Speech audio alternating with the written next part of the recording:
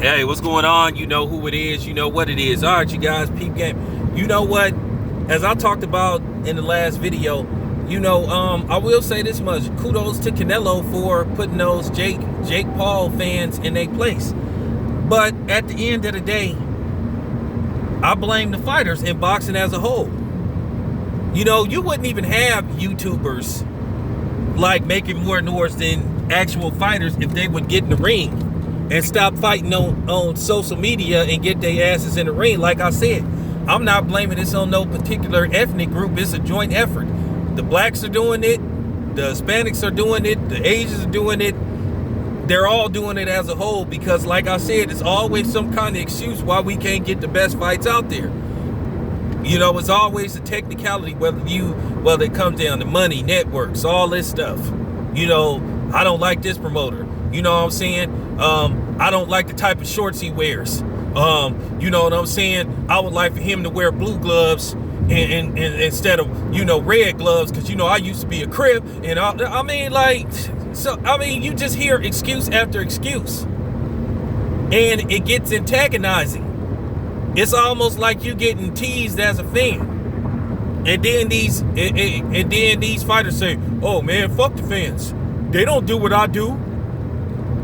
Yeah, but guess what though? When we buy your pay-per-views, when we come see you guys fight, we're paying your salaries. Okay? So it is a such thing as consumer demand. And the customer is always right. No matter what. Because at the end of the day, win, lose, or draw, you know what I'm saying? You fought the best guy available. But if you constantly fighting dudes on a regular basis that we know that you gonna beat, then, you know what I'm saying? It's like, why bother? You not trying to fight the best guys out there. Because at the end of the day, like I said before, ain't nobody really the cash cow in boxing. Ain't nobody really the face of boxing. Canelo ain't the face of boxing. I'm gonna tell you something. Quiet as kept. I'm gonna keep it 100, man. Like I said, I'm in Northern California. A lot of the Mexicans that I know, they can't stand Canelo. Like my coworker, he went to town talking about that fight yesterday. He said it was a joke. He said he thought it was fixed, and he just was like, he cool on Canelo. And I respected him for saying that. But at the end of the day, this is a problem. This is a major problem. We got to have all this twiddling our thumbs and stuff. Okay, now, here we are. It's 2021. And we are in, we in year 3 of not being able to get Errol Spence versus Terrence Crawford. The same way we had to wait, we had to wait damn near 7 years to get Floyd Mayweather versus Manny Pacquiao. We've been waiting like 7 years possibly for Canelo versus anybody of significance, the Charlos, all this stuff. Everybody keeps saying the Charlos is easy work for Canelo, but why won't he sign a contract? And then Canelo tells constant lies about, and I'm saying he a liar, saying that he didn't send everybody contract. Well, how come none of these damn fighters have got contracts? How come they ain't received it? Okay? Arthur Beterbiev said, I ain't received no contract from Canelo. What is he talking about? Andre Ward, I ain't received no contract from Canelo. Charlo, I ain't received no contract from Canelo. Either Canelo got a horrible fax machine or whatever the case may be, or he just flat out lying. And if his fax machine ain't working, he need to get a new one. After all, Canelo makes millions of dollars per fight. So I'm just saying, like, this stuff need to get said. And as far as fake Paul go, look, let me talk about Jake Paul.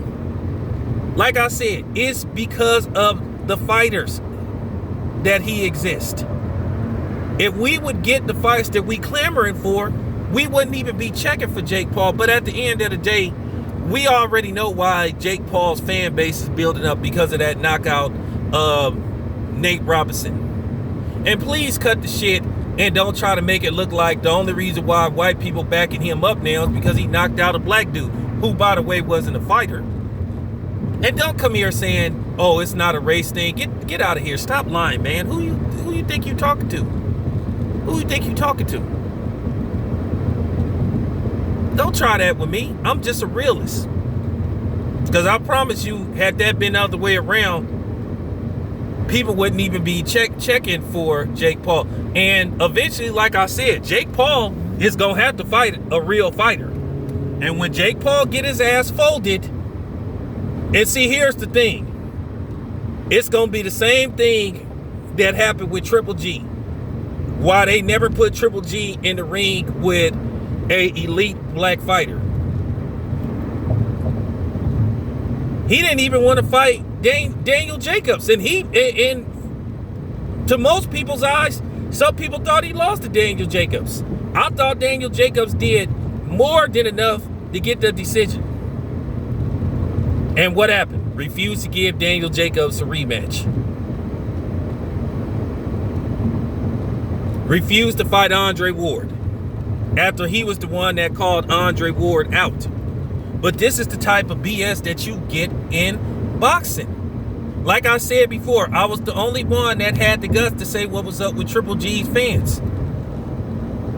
They was begging Andre Ward, leave Triple G alone, and one of them admitted. He said, okay, can us white guys have Triple G? We know that blacks and Mexicans dominate the sports, but can we have Triple G? And like I told you, Triple G's supporters were a bunch of primarily white supremacists. They wasn't even boxing fans. They were white supremacists.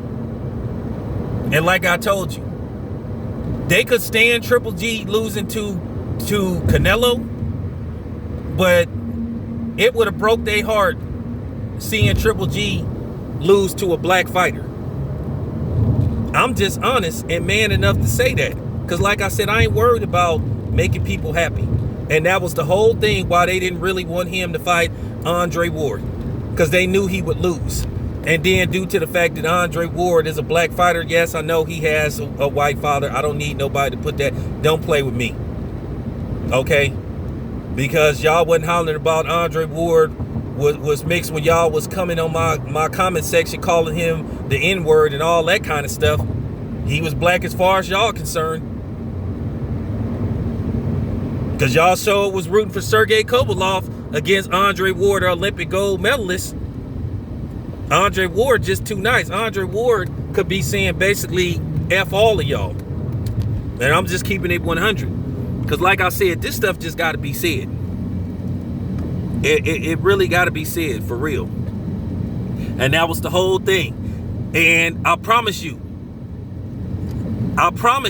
Jake Paul ain't going to fight no elite black fighter.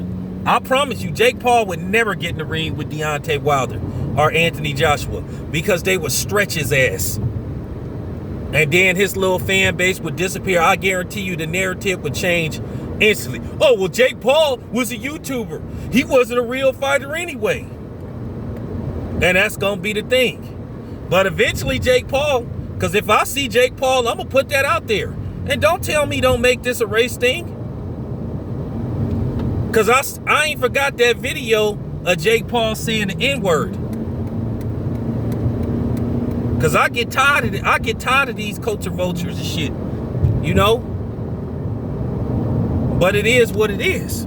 I promise you, if Jake Paul gets stretched by a black fighter, he gonna be, when I say whoever the black fighter is, he gonna be despised.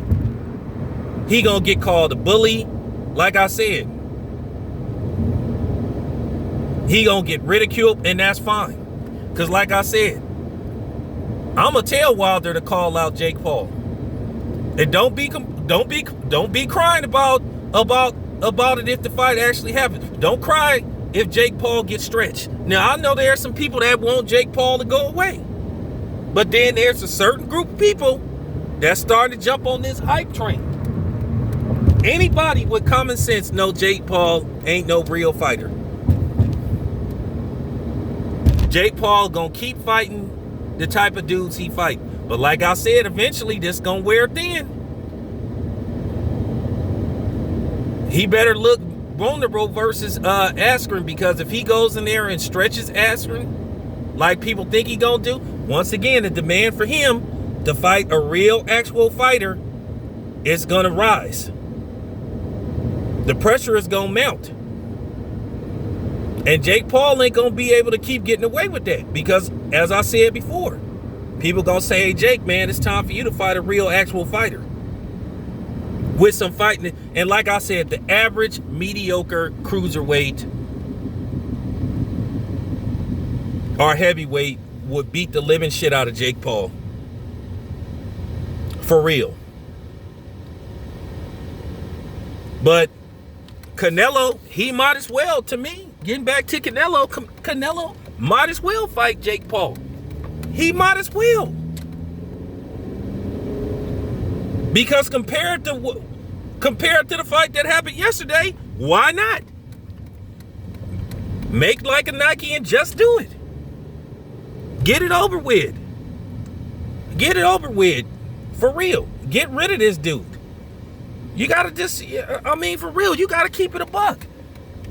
Go on and fight this dude. Get rid of him. So you know what I'm saying? So he can go away. Let him get his little payday. And then we could be rid of fake Paul once and for all. But for real, might as well do it.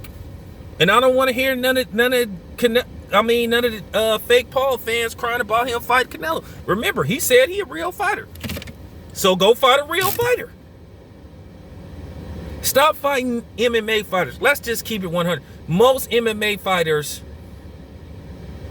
don't have a boxing background. It's a big difference between being an MMA fighter and a boxer.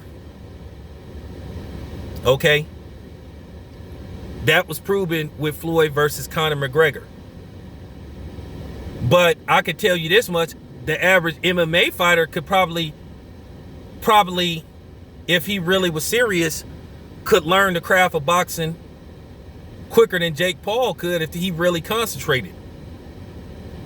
Because it's a big difference.